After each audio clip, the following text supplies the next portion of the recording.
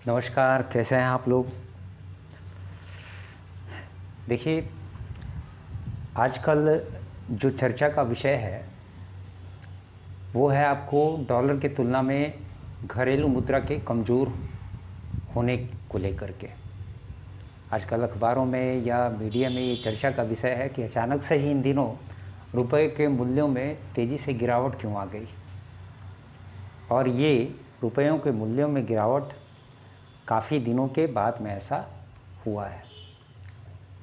देखिए, इस समय जो अंतर्राष्ट्रीय घटनाएं घट रही हैं, रुपए के मूल्य में गिरावट के कारण एक ही नहीं होते हैं, राजनीतिक कारण भी होते हैं। आपके देश के विदेशी अंतर्राष्ट्रीय संबंध होते हैं दूसरे देशों के साथ, और आपकी व्यापार नीतियां भी होती हैं और मौद्रिक नीति भी होते हैं, जो कि ये आपके मुद्रा को अंतर्राष्ट्रीय बाज़ार में मजबूत बनाते हैं या फिर कमज़ोर करते हैं। यानी कि अंतर्राष्ट्रीय मुद्राओं के साथ जो आपके मुद्रा का लेन देन होता है, तो उस मामले में आपकी मुद्रा कमज़ोर या मजबूत होती है। अगर कमज़ोर होगी तो आपकी मुद्रा का मूल्य कम होगा, और यदि ज़्यादा होगी तो आपकी मुद्रा का मूल्य अधिक होगा। यानी कि उसमें जो विनिमय दर होगा आपका $1 के या अंतर्राष्ट्रीय एक मुद्रा की इकाई जो होगी आपकी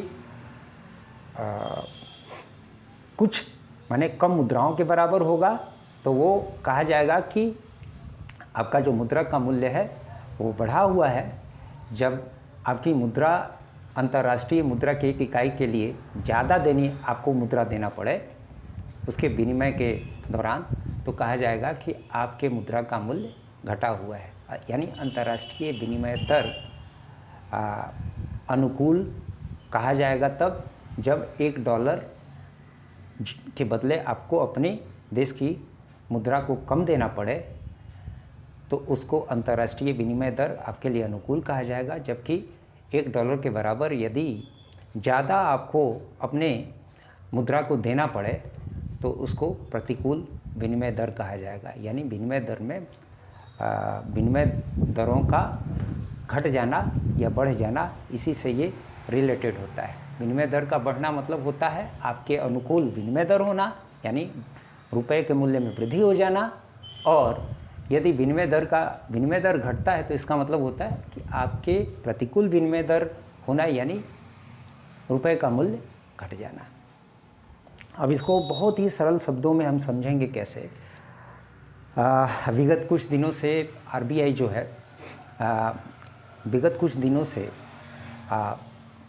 हमारे विदेशी मुद्रा भंडार में लगातार, यानी देश की विदेशी मुद्रा भंडार में लगातार कमी होते जा रही है, और यह लगभग 20 महीने में $572 बिलियन के अपने पुराने पहले स्तर पे पहुंच गई है। यानी 20 महीने पहले जो मुद्रा की मात्रा थी हमारे पास विदेशी मुद्रा की डॉलर में, वो आज उसी स्तर पे पहुंच चुका है।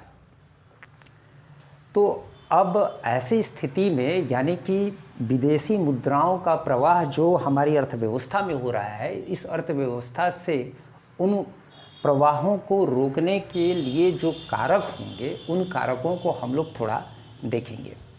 अभी हाल ही में विगत कल या परसों की बात है, जिसमें कि आरबीआई, यानी इसमें चूँकि आरबीआई का बहुत ही महत्वपूर्ण योगदान होता है। केंद्रीय बैंक चूँकि केंद्रीय बैंक जो होता है ये फॉरेन करेंसी वगैरह को ध्यान में रखती है, उससे संबंधित उसके कंट्रोलिंग पे भी ध्यान में रखती है। घरेलू करेंसी यानी घरेलू मुद्रा के साथ उसके जो एक्सचेंज होते हैं उस पर भी उसका नियंत्रण होता है, और उसकी पॉलिसी को भी यही देखती है। तो उस हिसाब से जो आरबीआई के गवर्नर हैं शक्तिकांत दास, उन्होंने कहा कि फॉरेन जो करेंसीज़ में लगातार हमारे यहाँ कमी आती जा रही है, उसी को पुराने स्तर पर बनाए रखने, यानी डॉलर की अपेक्षा हमारी मुद्रा में जो गिरावट आ रही है, इस गिरावट को नियंत्रित करने के लिए हम बाज़ार में डॉलर्स का निर्गमन कर रहे हैं। यानी कि हमारे पास जो विदेशी मुद्रा भंडार रिजर्व के रूप में रखा हुआ है, तो उसमें से जो डॉलर्स के रूप में है उसी को हम बाज़ार में निर्गत कर रहे हैं, जिससे कि मुद्रा, गिरती हुई मुद्रा पे नियंत्रण पाया जा सके। अब यहाँ पे बात होती है कि हमारे पास विदेशी मुद्रा भंडार का जो ये कोष होता है, रिज़र्व होता है, संचय होता है, यानी आरबीआई के पास जो रिज़र्व, विदेशी मुद्रा भंडार के रिज़र्व का जो संचय होता है, ये 4 रूपों में होता है। एक होता है आपका ये फॉरेन करेंसी एसेट्स के रूप में होता है, यानी विदेशी मौद्रिक संपत्ति के रूप में होता है। दूसरा यूएस डॉलर संपत्ति के रूप में होता है। तीसरा गोल्ड के रूप में होता है।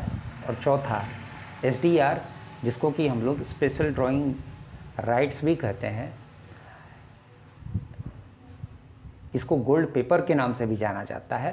तो इन 4 रूपों में ये आपका फॉरेन रिज़र्व आरबीआई के पास होता है। तो समय आने पर मुद्रास्फीति या समय आने पर गिरती हुई मुद्रा को नियंत्रित करने के लिए आरबीआई इसी रिज़र्व कोष को, यानी रिज़र्व को, फॉरेन रिज़र्व को इस्तेमाल में लाती है। तो अंतर्राष्ट्रीय, अब सवाल ये है कि डॉलर के मुकाबले हमारी मुद्रा का मूल्य तेज़ी से क्यों गिरते जा रहा है। तो इसका सिंपल सी भाषा में हम ये कह सकते हैं इसको कि अंतर्राष्ट्रीय बाज़ार में डॉलर की मजबूती के कारण डॉलर का मूल्य जो है वो ज़्यादा ऊपर हो रहा है और हमारी मुद्रा का मूल्य नीचे की ओर गिर रहा है, कमज़ोर हो रही है हमारी मुद्रा। और ऐसा सिर्फ हमारे ही देश की मुद्रा के साथ नहीं हो रहा है, अन्य जो देश हैं उनकी भी मुद्राओं के साथ हो रहा है। हमारे जितने भी पड़ोसी मुल्क हैं, उन पड़ोसी मुल्कों को ही देख लीजिए कि उन पड़ोसी मुल्कों में चाहे आपका बांग्लादेश हो, श्रीलंका हो, पाकिस्तान हो, इन सारे देशों की स्थिति आप देख सकते हैं किस प्रकार की है। तो उनके बनस्पत जब हम अपने आप को देखते हैं तो हमारी स्थिति तो काफ़ी अच्छी है, लेकिन फिर भी ऐसी स्थिति ना आने पाए, इसके लिए भी सरकार और आरबीआई दोनों मिल करके अपनी गतिविधियों को तेज करने में लगे हुए हैं। देखिए, डॉलर के बारे में हम बात करते हैं तो डॉलर जो है यह एक अंतर्राष्ट्रीय मुद्रा होती है। अंतर्राष्ट्रीय व्यापार में खरीद और विक्रय के लिए इसी मुद्रा का इस्तेमाल किया जाता है। तो जितने भी देश जिन्हें व्यापार करना होता है उन्हें अपने पास डॉलर को अंतर्राष्ट्रीय व्यापार के लिए रखना ज़रूरी होता है। और ये डॉलर को तभी अपने पास रख सकते हैं जब उतनी ही मात्रा में वो उस डॉलर को अपनी मुद्रा से कन्वर्ट करते हैं, बदलते हैं, उसका विनिमय करते हैं। तो अलग अलग देशों की जो करेंसी होती है, मुद्रा होती है, उसका विनिमय मूल्य अलग अलग होता है। इस समय जैसा कि भारत का जो विनिमय दर है डॉलर के मुकाबले वो 80 की लपेट में पहुंच गया है। और आने वाले दिनों में फेडरल रिज़र्व बैंक के द्वारा अभी जो रेट्स में बढ़ोतरी की गई है तो ये तकरीबन 80 से ऊपर भी जा सकता है, यानी 82 रुपये तक भी जा सकता है।